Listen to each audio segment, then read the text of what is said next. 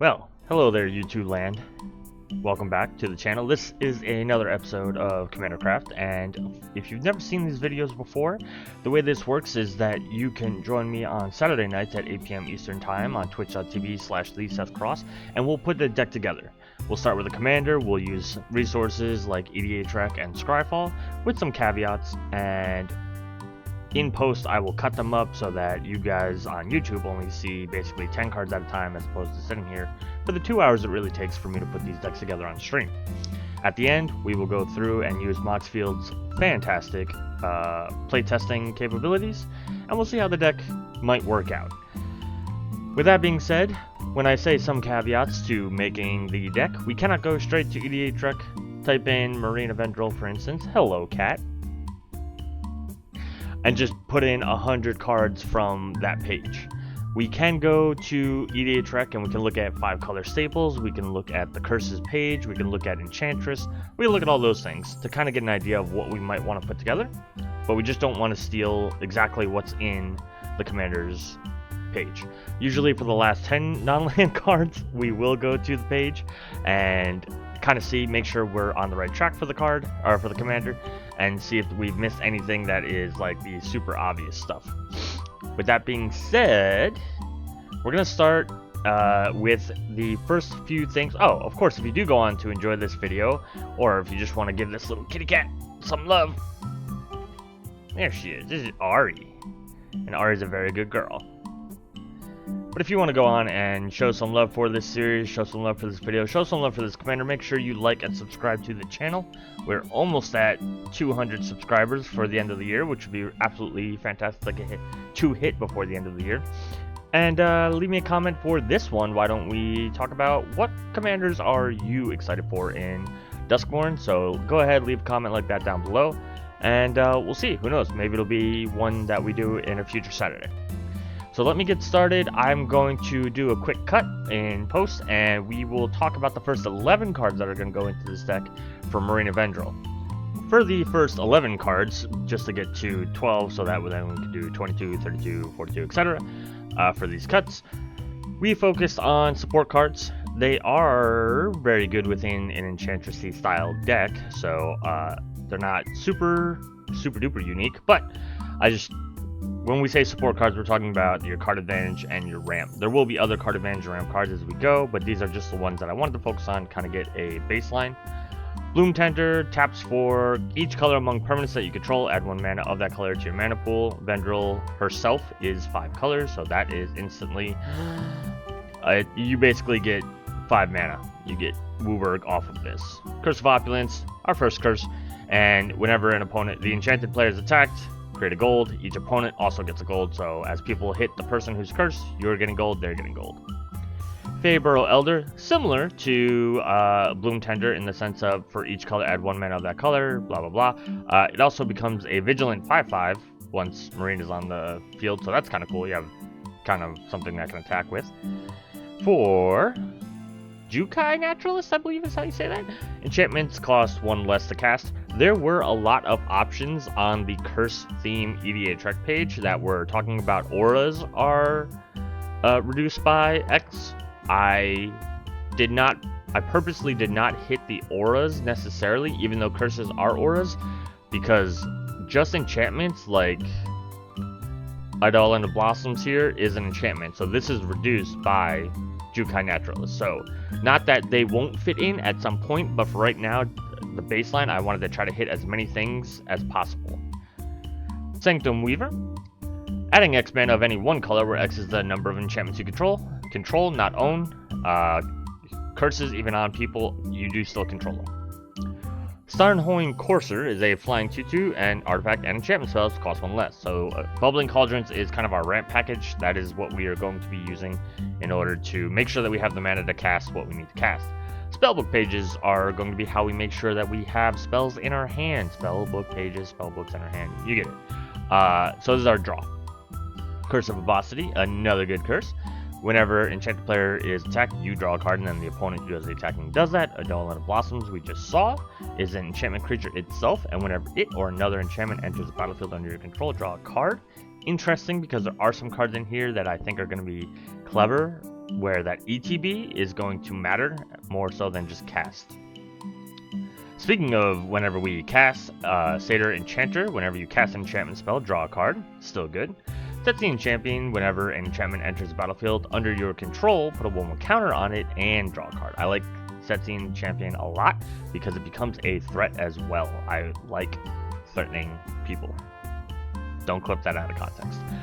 Sithis, Harvest Hand, is a very good Enchantress commander in itself, and it will fit very well into this deck. Whenever you cast an enchantment spell, you gain 1 life and draw a card. So a little bit of life gain and a little bit of card advantage. Absolutely fantastic.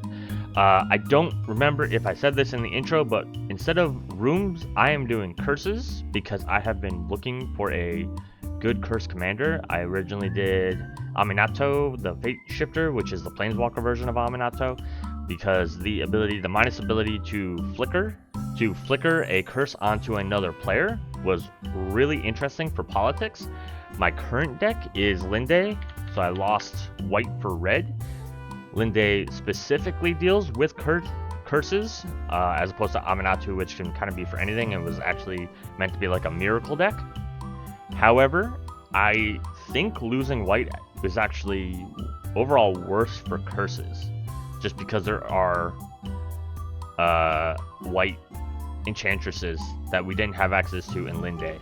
Now with Marina having all 5 colors, we also have green for a lot of the cards that we even just talked about. So the Sanctum Weaver for ramp, the Naturalist and Sithis for card draw and stuff like that. There's only 3 curses in green, so I'm not super worried about those curses necessarily, but just getting that support color I think is going to be very, very good. And it actually, if you look, because this is on EDHREC, this is all the curses. There's 42 in 5 colors, and these are ranked by, like, EDHREC says these are the best ones that people are running. The first green one is down here. It is the 10th one. It's Clinging Webs, and it's basically a way to get spider tokens, which this will probably go in the deck because I love creatures with reach. I feel like it can save your life. But then the next green one, all the way down here in Curse's Bounty, where you untap your non-lands. And then the last one is right here, Predation, where you're just putting a counter on a creature when it attacks the enchanted player. Not the greatest, but that's fine. Again, we're using green for the support color, not necessarily for the curses itself. We'll rely on the other 4 colors for the curses, and green can just make sure we have good ramp, make sure we can draw our cards. So let's get into another set of 10, and I think this time let's look at what curses we want to start putting in the deck. We are back. We have a set of brand new 10 cards, and they are curses. There are so many curses now. We did have some that fell into more than one category, so we had some that are just curses and some that are curses, and also a little bit of card advantage. Really, none of the curses were, aside from Opulence, were very good for ramp, but you never know, that might change in the future. Curse of Chaos basically allows you to loot. So if you hit somebody, whenever you attack somebody with 1 or more creatures, you can discard a card in order to draw a card. So card advantage, this one is in both spellbook pages, and I'm a Hex Girl for my Scooby-Doo fans. Curse of Clinging Webs, we talked about it a minute ago. Basically, I just like the idea of getting blockers, essentially. This is really good. As we curse people, they're not going to like it, and I think it is really good to have ways of protecting ourselves, and you cannot underestimate reach. It is a fantastic mechanic and absolutely needs to be, like, don't take it for granted. Curse of Disturbance, again, kind of going wide, getting us zombie tokens. This Curse of Disturbance is also similar to Curse of Shallow Graves. Shallow Graves is only for the attacker, and the token is tapped. This, you kind of get the zombie no matter who's attacking, and it's not tapped. That's really great. Curse of Exhaustion, if we want to be really, really mean. Enchanted player can't cast more than 1 spell per turn, so if somebody's like a storm deck, you can definitely kind of like shut them down with this. Anything like that. Or if somebody's just popping off a lot or ramping really hard, this might be a way to get them to slow down. Curse of Hospitality. Creatures attacking the enchanted player have trample, and whenever a creature deals combat damage to the enchanted player, that player exiles the top card of the library until end of turn. The creature's controller may play that card, and they may spend mana as though it were mana of any color to cast that spell. So kind of card advantage. It's over there also in spellbook pages because we could be playing spells off of the cursed person's deck. So might be hitting like their ramp spells or their draw spells or anything. So, or their removal spells. You never know. Curse of Misfortune. At the beginning of your upkeep, you may search for a curse card that doesn't have the same name as the curse attached to the enchanted player, and put it onto the battlefield attached to that player, then shuffle. Basically, this is also in spellbook pages. You can tutor up a new curse onto this person. With some of the cards we have, we might be able to copy / move curses around, so getting them out onto the field is just very important sometimes. Curse of Surveillance. At the beginning of enchanted player's upkeep, any number of target players other than that player each draw cards equal to the number of curses attached to that player. If this is on even just one person, you can always be drawing a card on their upkeep. You can pick other people, and again, I love political games. I absolutely love this part of Commander where it'd be like, hey, this person is dangerous, or this person has a couple of curses. I can give another opponent some cards because you are the one who's picking any number of target players other than the curse player. I love stuff like this. This is really fun. Curse of the Restless Dead. Similar one to Curse of Disturbance. Whenever a land enters the battlefield under enchanted players control, you get a zombie with Decay. Very good for landfall decks. Very interesting. Very good. Maddening Hex art is absolutely beautiful. This is not the original art, but I like it. Whenever enchanted player casts a non-creature spell, roll a d6. Maddening Hex deals damage to that player equal to the result. Then attach Maddening Hex to another of your opponents chosen at random. Again, a little bit political where I'm not in control of the hex, I put it out, and then it's kind of just jumping around. Always on your opponents, never on you. I think that's really cool. And it's not a huge amount of damage, but it's not nothing either, which that's also very, very, very sexy. Overwhelming Splendor, because sometimes you have to just be the bad guy at the table, and you have to shut people down. And you do that by turning everybody's into 1/1s without abilities, and can activate abilities that aren't mana abilities or loyalty abilities. So basically the planeswalkers and the mana rocks are still good. Everything else, they can't activate enchantments or artifacts that do things to draw them cards or to remove enchantments or something like that. They get a little stuck. So absolutely, it's one of the big bads of the Aminato deck. I absolutely loved being able to play this on somebody and then move it around to whoever was a threat with Aminato's minus ability. And we're hopefully going to get to do stuff like that here. So that is the first 10. I'm going to, in between cuts, I'm also going to put the curses that we already had into the Amahex scroll category because I noticed I didn't do that. So that number will grow a little bit, I think only by 2 or 3, but still, it'll grow a little bit, and we'll be back for the next 10. We have 10 more cards. They didn't follow necessarily a specific theme like the curses last time or the support cards the first time, but they are some very cool cards, some of which I had not ever seen before, which is kind of cool and interesting. Calyx, Guided by Fate, is a card that I've seen before, but I don't really think I've ever thought about him too much. Whenever he or another enchantment enters the battlefield, you can put a counter on a creature you control. That's not super important, but whenever he or an enchanted creature you control deals combat damage to a player, you may create a token. That's a copy of a non-legendary enchantment you control. Do this only once each turn. Really cool to start doubling up on our curses. We are at a point where we have 14 curses, and that is really good as far as like the amount of what we're trying to do. But being able to double up on the ones that we have, imagine getting to duplicate an Overwhelming Splendor and putting it on to somebody else. That's really cool. I like that. My opponents probably won't, but there's only a finite amount of fun in every game, and I want to have it all, right? I'm kidding. That is not really... Don't clip that. Again, Arcanium Weaver is a Mardu commander that I have wanted to do or use for a long time. I've never found the time to sit down and put the deck together. I've seen it a few times in other people's content, and I've always found it to work a little lackluster. I'm not sure he's going to be a long-term piece in here because of the mana cost for his ability, but Mardu, tap him, sacrifice enchantment to return an enchantment from your graveyard to the battlefield. So being able to swap out your enchantments, imagine getting like a Curse of Opulence that you're sacrificing Curse of Opulence in order to get like an Overwhelming Splendor back, a 1-drop as opposed to getting back an 8-drop, something like that. I like that. I also just like recursion. People are going to hate us for enchantments. There are mass enchantments that can be kind of, or mass enchantment removal spells, so we have to be aware of that. So just having the ability to like reset, I think, is really important for decks like this. Speaking of which, Hannah's Ship Navigator, for 1 and Azorius, tap, return target enchantment or artifact from your graveyard to your hand.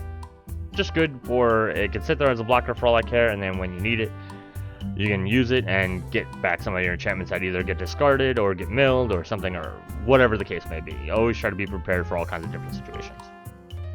Yenna Red Tooth Regent. This is one of the cards I'm talking about. I have not really ever seen or looked at or even knew was out there. 2 and tap to choose target enchantment you control that doesn't have the same name as another permanent you control. Create a token that's a copy of it, except it isn't legendary. If the token is an aura, untap Yenna and then scry 2, activate only as a sorcery. Really, really cool because curses are auras. So you will get the untap. You'll get the untap and then the scry. And just again, doubling up on our enchantments. Really, really, really, really, really cool. Mirror Room. This is one of the new room cards that Marina was actually built to work with. Mirror Room cards are two-sided, so you cast one to get it down, and that side of the room is unlocked, and then you can pay the mana value of the other side to unlock that room at sorcery speed. Marina herself can tap to lock and unlock rooms. A lot of the rooms have abilities of when you unlock this room. So Marina, with rooms being able to lock and then unlock, if you really want to get into rooms and like untap abilities so that you're locking and unlocking rooms for value, that's not a bad idea. I just personally did not want to go with that. The cool thing about this is that the side that we really want is the 7 cost side. We can play the 3 cost side, and then Marina can unlock the other side for free once she's out. So that's pretty awesome. I think that's really, really cool. Mirror Room, the Mirror Room side of it says that when you unlock this door, create a token that's a copy of target creature you control, except it's a reflection in addition to its other creature types. This could be something like our Fabral Elder, not Stram, Setsean Champion, Satyr Enchanter, something that's going to draw us a lot of cards, blah, blah, blah. It just can sit there and kind of be there until we unlock Fractured Realm. If a triggered ability of a permanent you control triggers, that ability triggers an additional time. Fun fact, auras, curses, are permanents that you control, and those are all triggered abilities. That's going to mean we're going to go nuts. We're going to go nuts. It's nuts. Teleportation Circle is in the deck for one specific reason, and that is because Marina has an Enter the Battlefield effect that we have not really talked about. So at the beginning of your end step for Teleportation Circle, you exile an artifact or a creature, then return it. Marina says that when she enters the battlefield, reveal the top 7 cards, all enchantments go into your hand, the rest go on the bottom in a random order. So it's kind of like card advantage. You're going to be pulling all of your curses out, all of your other enchantments out, and being able to do it at the end of every turn is really good because also the next turn she doesn't have to worry about Summon Sickness. If it was like an upkeep trigger, you'd have to make sure you would have trouble activating her ability for the few rooms that we will have. We talked about Aminato as one of my curse commanders in the past. I still think she's absolutely fantastic in this deck. Draw a card, then put a card from top on... draw a card, then put a card from your hand on top of your library. Again, this is for the miracle part. Not super great here. Maybe it is, maybe it isn't. I don't know. If we're having lots of card advantage, it might just be a way of putting more counters on Aminato. The minus ability, exile another permanent you own, then return it to the battlefield under your control. When you do this with curses, you will pick somebody for the curse. So you can move your Overwhelming Splendor from somebody who is not the problem currently to the new problem.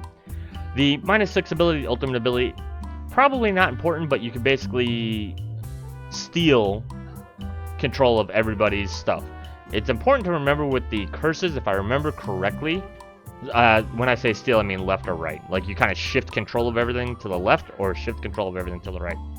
I believe you have to be careful with some of the newer curses like Opulence and everything else, because the U in Curse of Opulence, I believe, becomes relevant rule 109.5.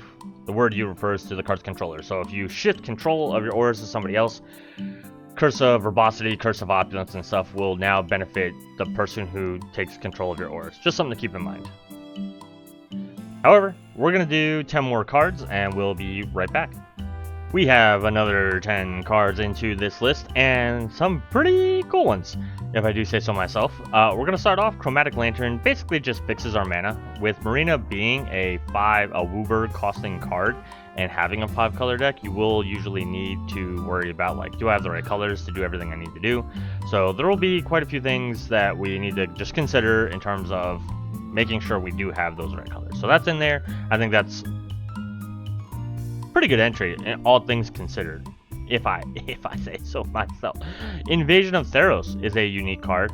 I absolutely hate the way these are templated. How do I see the other side on Moxfield? Moxfield, don't fail me now.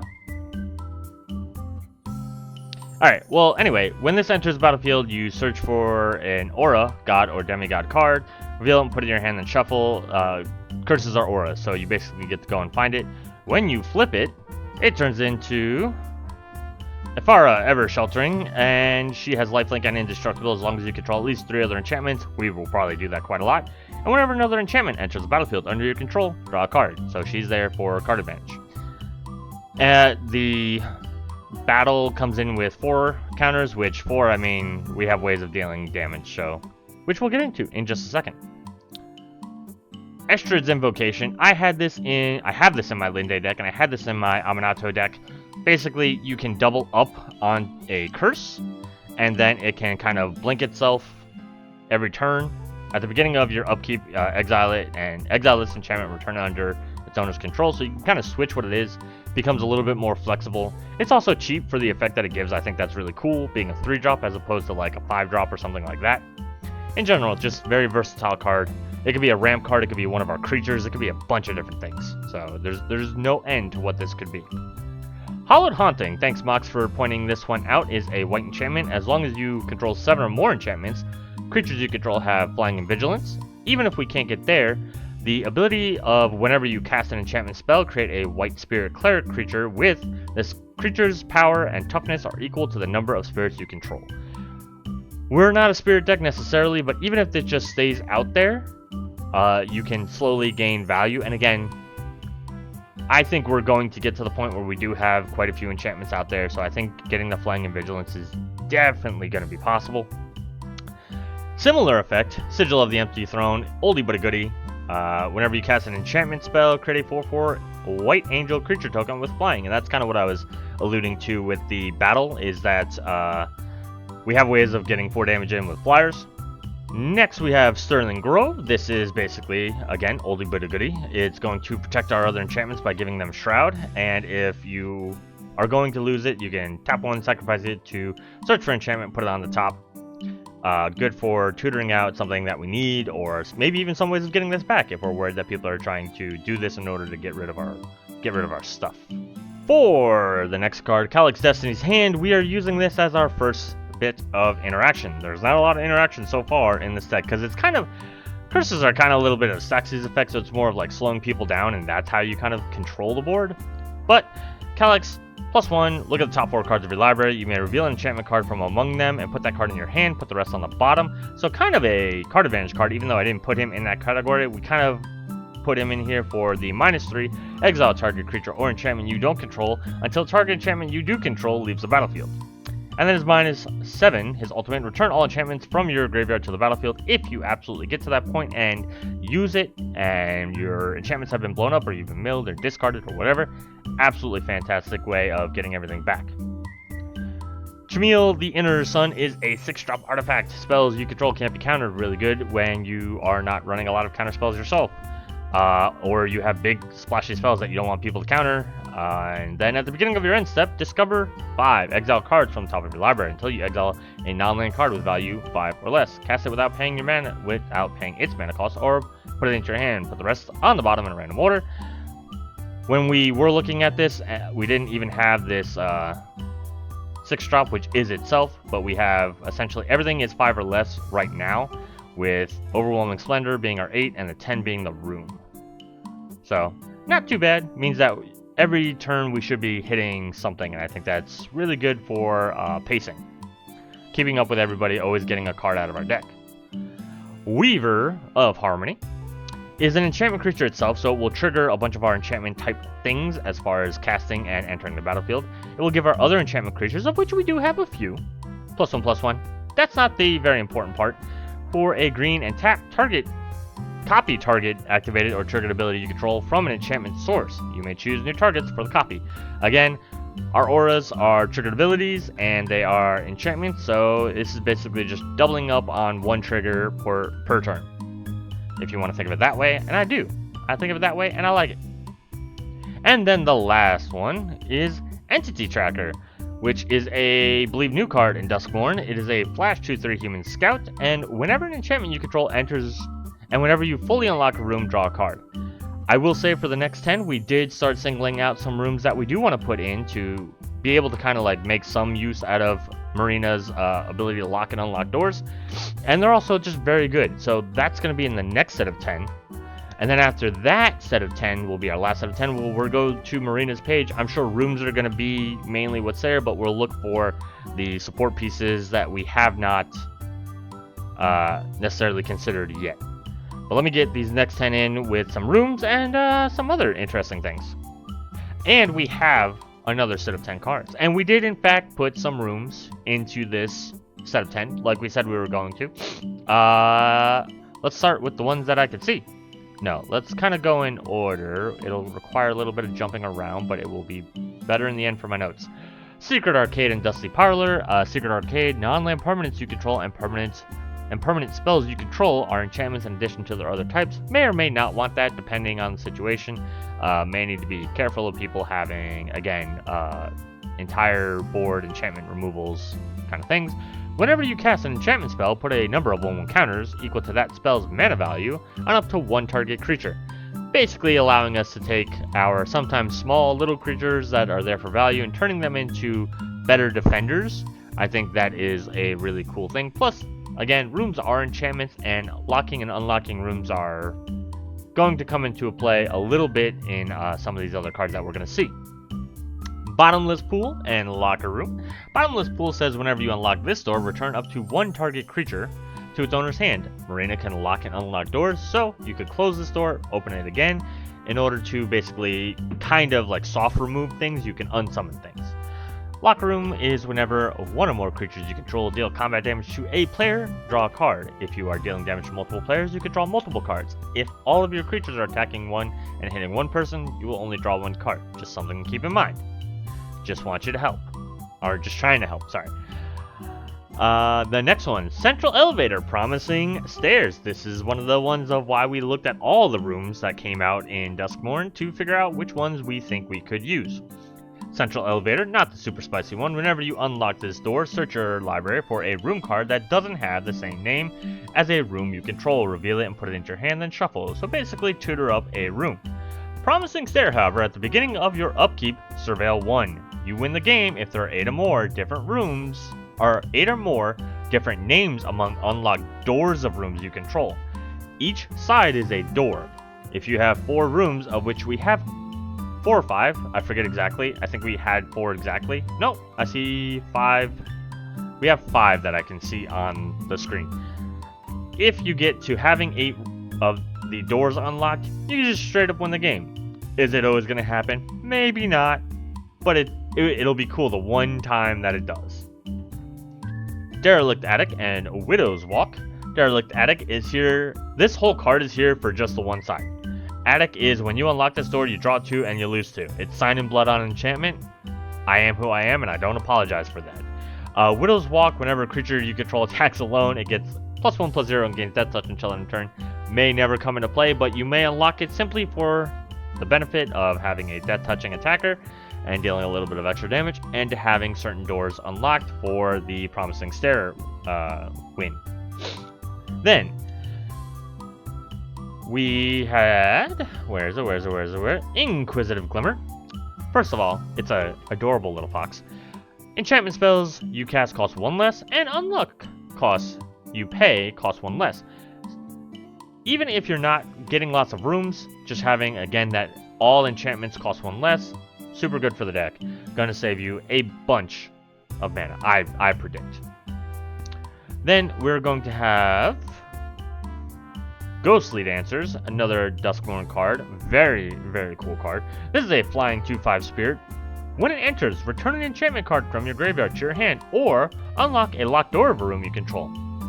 May not matter for the locking unlocking, but when it does, it does.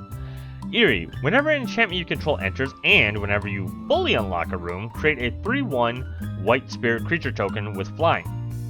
This goes back to, I think it was Hallowed Halls or something? Hallowed something? Where we're making spirits that grow as you have more spirits. It's a spirit. Maybe we're a spirit deck. Maybe I was wrong. Who knows? Fully unlocking a room means having both doors open. Marina can close the door and then we can reopen it, blah, blah, blah. It's just kind of that incremental value type stuff that I always love. I think it's really cool. I look forward to doing stuff like this and just getting a little bit of value every turn. Fear of Sleep Paralysis is an enchantment creature. We looked at all the Fear of cards and pulled out the one that we really liked. There was one other one that was kind of iffy. It was Fear of Isolation, basically to bounce one of our curses back to our hand so we could redeploy it. Didn't wind up picking it because it was only when it ETBs, just simply not enough value. This is a flying 6/6. Stun counters can't be removed from permanents your opponent's control. Already really good. Then, whenever another enchantment you control enters, and when you fully unlock a room, tap one target creature and put a stun counter on it. Super sexy because you are going to be just putting stun counters on. You can unlock a room, lock a room. You can lock a room with Marina and then pay to unlock it so that it's fully unlocked. I just really like these kind of things, and you could be political about it too. And also just when enchantment enters the battlefield. Really, really cool. I like this a lot. We also have Victor Valgavas. I'm not going to try to say that word. He's a human warlock, so he's, a witch in his own right. Whenever an enchantment you control enters, and whenever you fully unlock a room, Surveil 2. If this is the first time this ability has resolved this turn. If it's the second time, each opponent discards a card. If it's the third time, put a creature card from a graveyard onto the battlefield under your control. What I like about this, you can play a room, one side of a room. You can unlock one door of a room. You have played an enchantment has entered the battlefield. There's your first resolution. Marina can then unlock the other one. You have fully unlocked that room. Second time. Then you can play another enchantment. Third time. Not super hard, but to hit that 3 times, I mean. And again, getting a creature from any graveyard onto your battlefield, absolutely cool. Love stuff like this. So happy that we really sat down and kind of took this one apart, because at first we were like, oh, how easy is it going to be to fully unlock 3 rooms in this deck? It's not really going to happen. I'm sorry, yeah, when you fully unlock a room.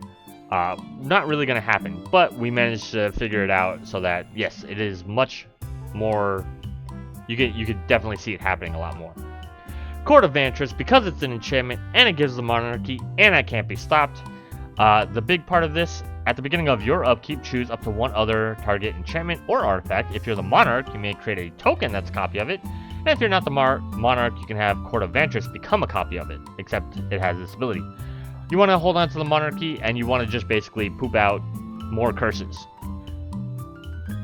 You're the king or queen, the monarch of curses at this point, and that's cool. I like that. I like it. And then the last card we put in for this set, Timeless Lotus, should be pretty obvious. I want that Wooburg ability. If we're cut off from a color, but we can get the 5 mana, we can then use this to play our commander and start the game going, and also access the pips and stuff like that. So that's just kind of why it's there. Super good. So for this next group, in the bottom left, you'll see we're at 52 main deck. I always go to 62 non-lands, and then I do 38 lands, because that is where I'm the most comfortable with being able to draw my lands and play my lands. We are going to look at it for these last 10 at Marina's page, see if there's anything that we're missing. We're probably going to see a lot of rooms in Marina. Absolutely understand that. We are going to be looking for probably the support cards for the deck that maybe we missed or didn't think of. So we'll be right back with 10 more cards straight out of Marina's list. Well, this was actually relatively surprising and easy. We went and looked at Marina's page. There honestly wasn't too much crazy stuff that we hadn't thought about or seen in the other EDHREC pages, which Could be good and bad. It could be bad in the sense of it does maybe seem like it's a generic list for some things, but it's good in the sense that we were on the right track for a lot of the things that we wanted to do. So, some of the things that we added: Arcane Signet, mana of any color of our commander's identity, 5-color deck, trying to mana pick, same thing for Felwar Stone. Patriarch Seal also can untap a legendary creature. That's pretty cool because we could untap our commanders and then tap and unlock another room, or lock another room, whatever. Enduring Vitality turns our creatures into mana dorks. Also very cool. Is an enchantment itself. 3/3 with Vigilance isn't bad. And when it dies, it can come back as an enchantment, so another entering the battlefield effect for enchantments. Commander Sphere, again, just another way of fixing our mana. Speaking of fixing our mana, over here, Dryad of the Elysian Grove. Did not see that art originally. That's gorgeous. Being able to play an additional land. I didn't call it ramp because if you don't have the lands in hand, you're not going to be able to ramp. It is mana fixing in the sense of lands you control are every basic land type. So that's super good. We have down here, Ondu Spirit Dancer. Whenever an enchantment you control enters, you may create a token that's a copy of it. Again, getting more and more curses. That's what we want to do. It only happens once each turn. That's fine. Down here in our spellbook pages, we did the Mesa Enchantress. I'm sure people are going to say, what about Argosian Enchantress, Enchantress's Presence? Those would all work. You're absolutely right, they would. I felt like we could do stuff that was a little bit cooler or newer or more in line with our strategy. That is why some of those like obvious cards are not going to be, you're not going to see them in this list. You're not wrong if you put them in. If you have them, absolutely use them. Do what makes you happy. I chose to kind of veer away from some things. Beast Within, just for another little bit of removal, destroy any target impermanent. I think that's really important because you're going to have problematic and permanents out on the battlefield, to include lands. I like that it can hit a land. And then the last card that we added, which in the same vein as Teleportation Circle, is Thassa Deep Dwelling. Flicker a creature. You can also tap stuff down if you want to do that. Not super important. It's an enchantment itself. This is also, I love this art variant that they did back in this version of Theros, or this release of Theros. The constellation art, very pretty. We're doing this to flicker our commander so that we can keep getting enchantments into our hand. Ooh, excuse me. So we have all of our non-lands. I'm gonna put lands in. This one, we will see how many of the non-basic lands or like the non-ordinary lands are super sexy. If there's a lot of super sexy ones, we'll do a quick cut. Let's just talk about those specific lands, and then we'll kind of just put the rest of the lands in and be like, these are just for colors, essentially. So be right back after that, and then we'll do a playtest, and that should be very exciting. Okay, we have all of our lands. We're not going to go over the non-special lands, except to say that we put in the Triomes, the Capenna lands, and then all 10 of the dual-colored fetches so that we can try to fix our mana as best as we can. Obviously, the deck has become very expensive because of this, because those are expensive cards. I would proxy these, I'm just saying. For the cards that we do care about, Hall of Heliod's Generosity, put an enchantment from your graveyard on top of your library, so recursion. Minamo. Oh, they gave me the other one. I hate it. So, Minamo, School at Water's Edge, untap target legendary permanent. Obviously, we're going to be untapping our commander. Cascading Cataracts, in order to turn whatever 5 mana into 5 mana of any combination of colors. Helps us with any kind of pips, helps us cast our commander, etc. Boseiju, Who Endures, is a removal piece that I have been loving putting in any deck that has green. Valgavas Lair is an enchantment land itself. I ultimately was not going to put this in there because I didn't think that super mattered, but having an enchantment land, it's a free enchantment enters the battlefield effect to trigger a bunch of our things. And then finally, the World Tree enters the battlefield, taps for green, but then if you have 6 or more lands you control add 1 mana of any color. I do not care about the bottom ability. I'm not going to be searching for gods. If you absolutely have to, I guess you could search for Thassa, but I'm not going to sacrifice a mana fixing for that, I don't think, and pay 10 mana to do. If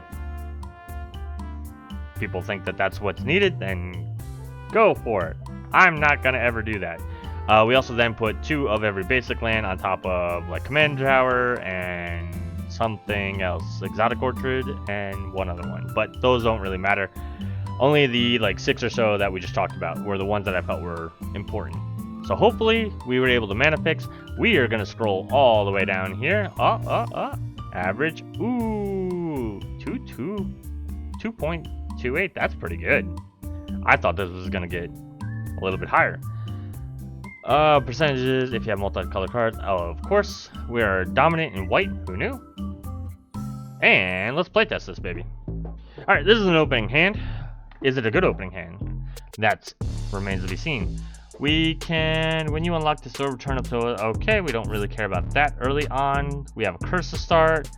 We do have a way to make some of our enchantment creatures bigger and to get double effects out, but we only have 2 lands. I would say no. I would redraw.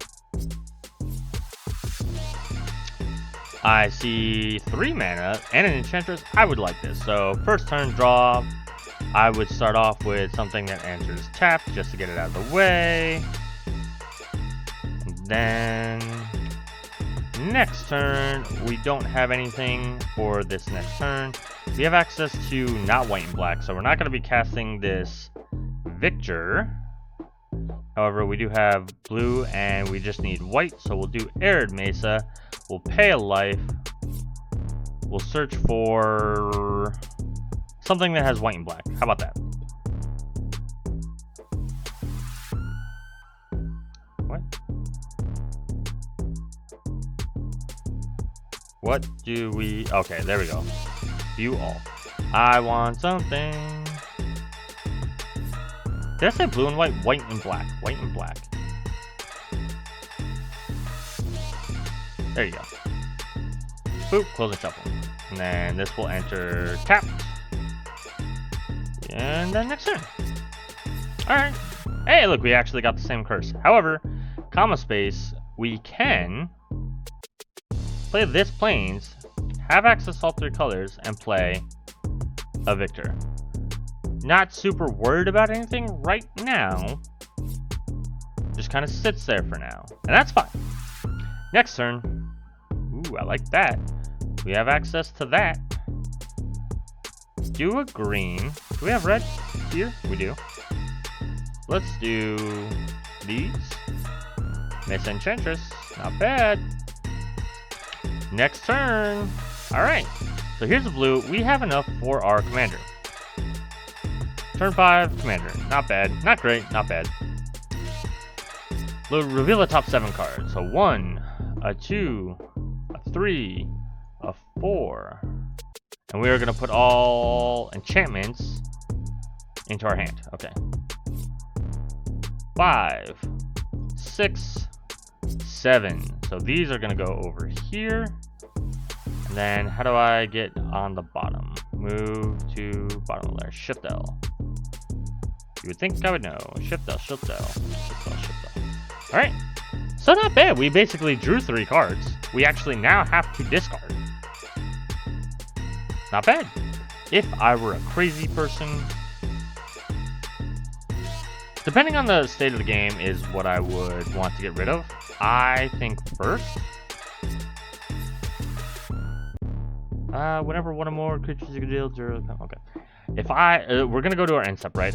If I was a crazy person, I would say we would get rid of exhaustion, because if nobody's popping off, turn 5, people might be doing stuff. We'll see. If people weren't doing stuff, if people weren't going crazy, I would actually get rid of the land, which I think is a little iffy, but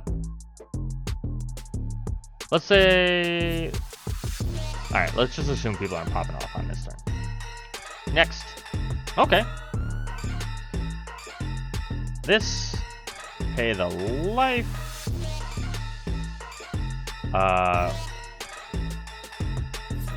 View all. Let's actually get a basic.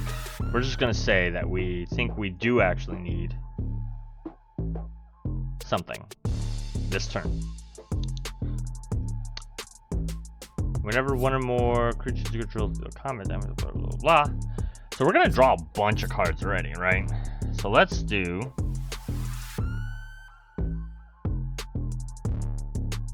let's tap these for this. We'll tap this and these.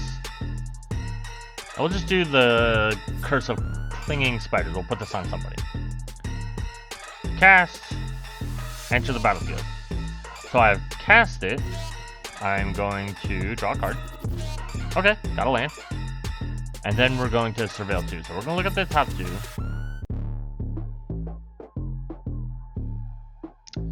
I'm going to put top. Alright, not bad. Not unlocking any rooms, but that's fine. We'll do this, we'll do that. Boop. We'll once again get a basic. Just for the lulz.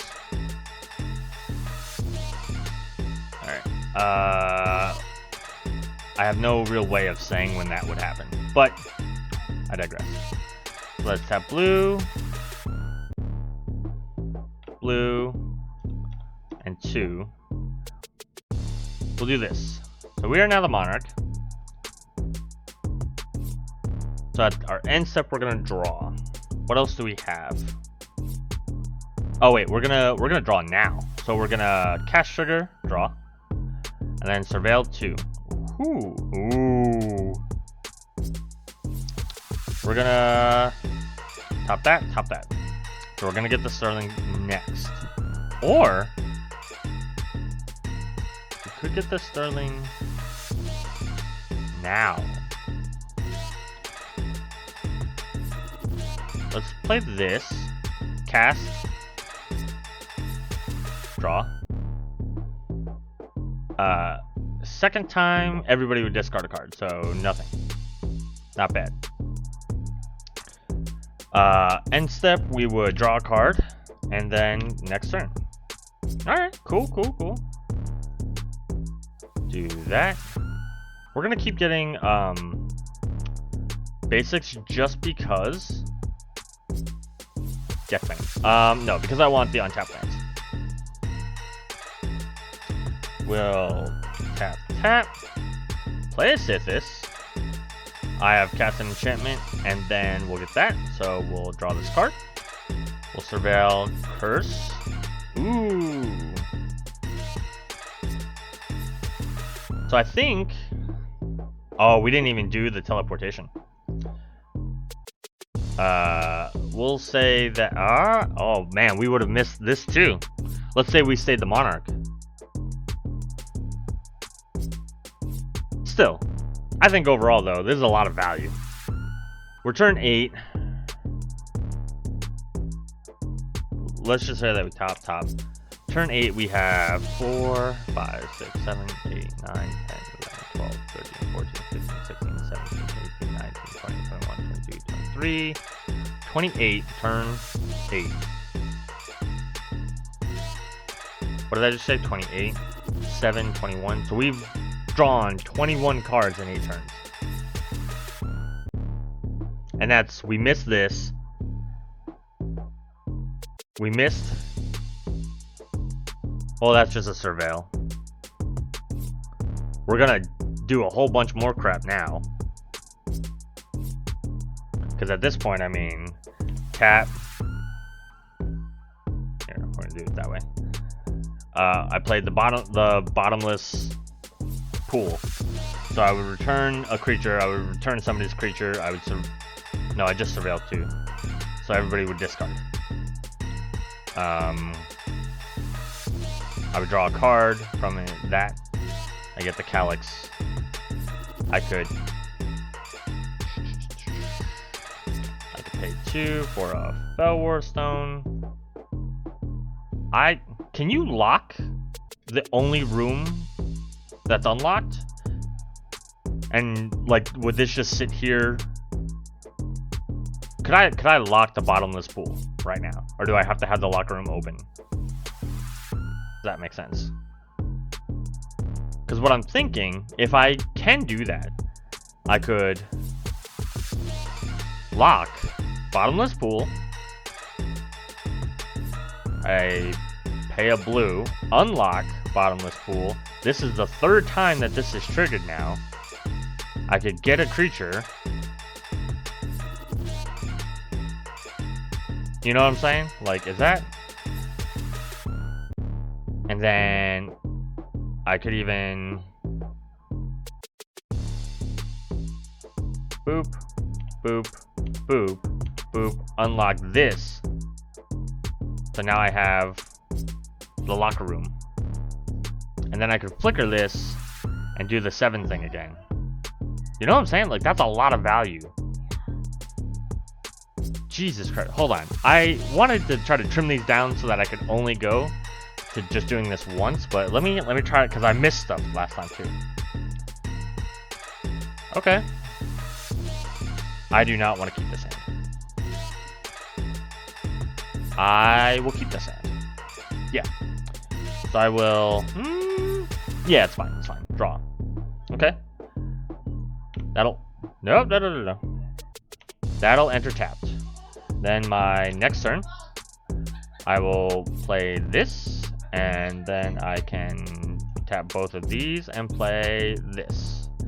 So now I can make pretty much any color mana. For however many enchantments I have, any mana of 1 color. Land per turn. What if I did green, white,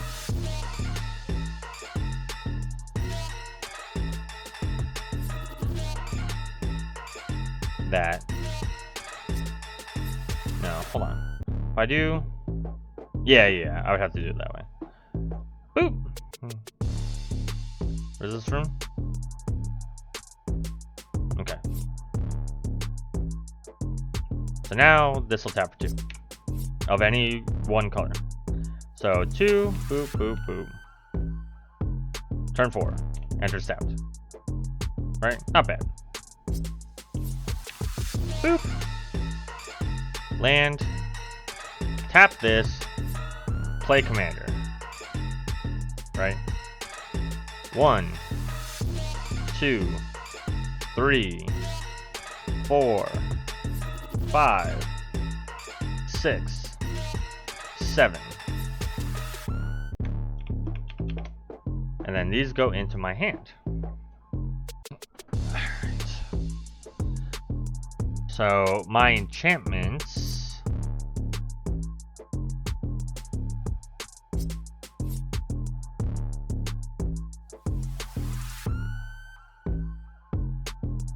I think I would do tap for 2 blue.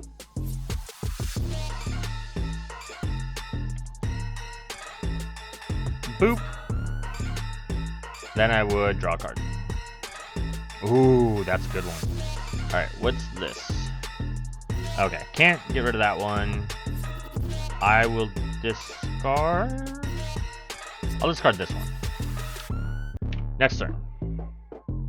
Oh, no, that would be my draw at end step, and then I have to discard again. I'm sorry. We'll get rid of this one, and then I would draw that card. Okay, cool. Boop, boop, boop. I need. Oh, that's not what I meant to do.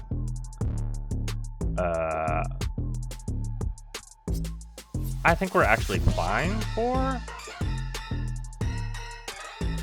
No, can't be that one. I need something that has blue or green. Sure.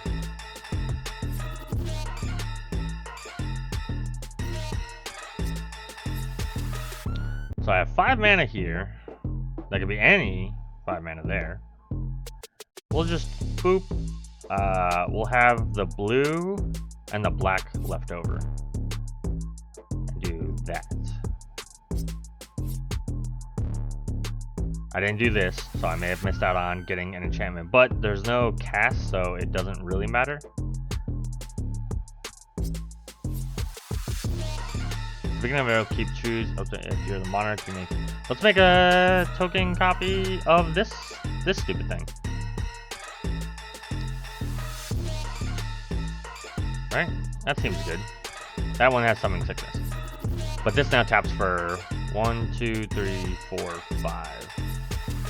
And this wouldn't have been out. Okay, cool. I have the blue and the black floating. Let's do the blue, black, black. I'm gonna put a counter.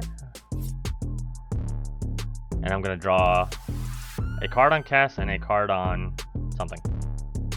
Hoo-hoo!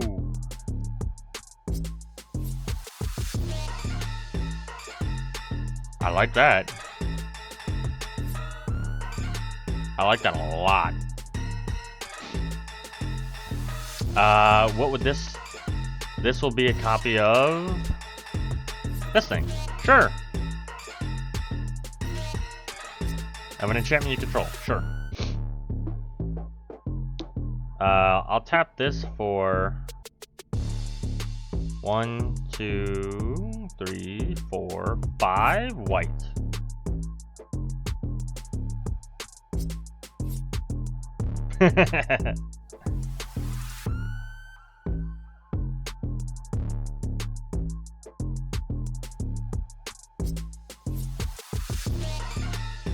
We'll do this guy for 5 white. Hear me. Let's say we're still the monarch, we'll draw a card. And then we'll go to the next turn. Turn 7 is about to be nuts. Alright, so we'll make a copy of something. Of another enchantment.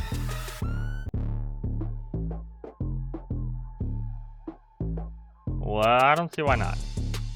Make a token copy. A enchantment will enter the battlefield, so I will draw. Okay. Equal to the number of enchantments you have. I have 1, 2, 3, 4, 5, 6. Whenever enchantment you control enters, you may create a token that's copied. Do I want a copy of that? I don't want a copy of that. I want a copy, I think, of... Let's do a land. We have 1, 2, 3, 4, 5, 6. Alright, so now all our lands can tap for anything. And then this taps for Wooburg. So basically, I just need to make sure I have mana, and then it doesn't really matter what I do with it. And I have a lot of mana, because one of these, these two can tap. And what did I just say? I had 1, 2, 3, 4, 5, 6. So I have 18 mana here. 5 here. 6, 7, 8, 9, 10, 11, 18, 11, 29 mana. So I would just start 29 mana, right? So 3 of it here. ETB and cast. ETB, cast. Okay. I would then play this guy. Everything has Flying Vigilance, I think, now, because I just put my 7th thing out. Right? That's 7, 13.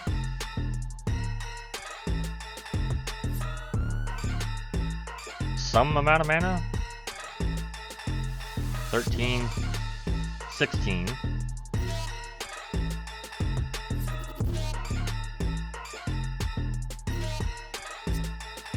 18, draw, cast. Enchantment. Let me make the token. The Spirit Cleric.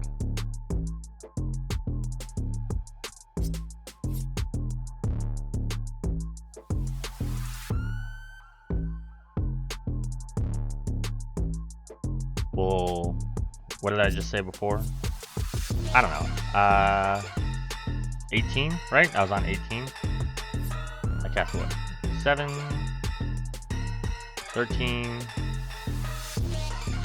16, 18. I had 28 or 29. So I have 11 left. 11. We'll go down to 8, and I'll do the draw 2, lose 2. So I'll wind up losing 2. Draw, cast, the spell itself. And if I did this in the right order, so if I use the Sanctum Weavers last, I'm gaining mana this way. Oh yeah, sure. We'll play that. And draw, cast, and now my enchantments are cheaper. You know what I'm saying? Like, I just have so much stuff. Oh my god. That gets out of control really, really fast. I enjoyed that. So, if you enjoyed that, if you enjoyed watching this deck get built, even though for the YouTube people you did not necessarily watch all the parts in between, but if you think this is going to be a really cool deck, I would absolutely love to hear what you want to do with Marina Vendrell. Would you do Sagas? Would you do Enchantress, like the traditional Enchantress? Would you do Auras? Would you do Curses? Would you just do Rooms? Tell me in the comments below. Make sure you leave a like and a subscription as well. Join the Discord so that I can let you know whenever we're going to be streaming, whether it's this, our Friday night, 8:30 p.m. Eastern games that we do every Friday night on twitch.tv/Seth Cross. That link for the Discord will be in the video description down below this video. I thoroughly enjoyed this, and I look forward to the next one. What do you think we should do next? I'm leaning toward the Swarm Weaver from this set. I got a number of cool legendary creatures. There's Arabella, Jolly Balloon Man. I have Tyvar. We can do anything. I've been putting out a lot of shorts. Go check out the shorts too. Those views absolutely help out the channel. Any kind of views help out the channel. But also make sure that you're letting them go all the way through. If you're going to watch the shorts, watch the whole. They're only 1 minute. If you're going to watch a video like this, watch to the end. Absolutely helps me out. And yeah, we'll see you next time. Peace.